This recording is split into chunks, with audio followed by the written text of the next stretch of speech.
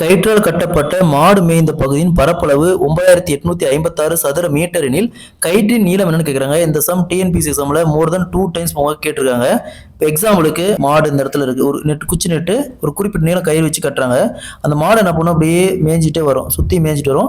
So அப்படி எவ்வளோ தூரம் மேய்ஞ்சிருக்குதோ இதான் அவங்க கொடுத்துருக்காங்க. என்னது இதோடைய பரப்பளவு 9856. அப்போ இந்த கயிற்றுடைய நீளம் ஆர் என்னன்னு கேட்குறாங்க.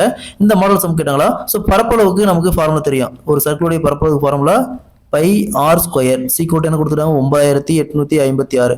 நெக்ஸ்ட் பைக்கான வேல்யூ நமக்கு தெரியும். By sequel 22/7.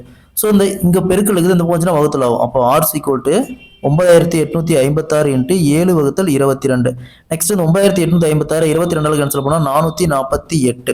ஸோ இந்த 448 ஆர் ஸ்கொயர் 56 இன்ட்டு 8 ரைட் பண்ணலாம். இன்ட்டுங்க ஒரு 7 இருக்குது சீக்வல் இங்கே 56, இங்கே 7 8 56 is equal R square. R 2 time இருக்கு.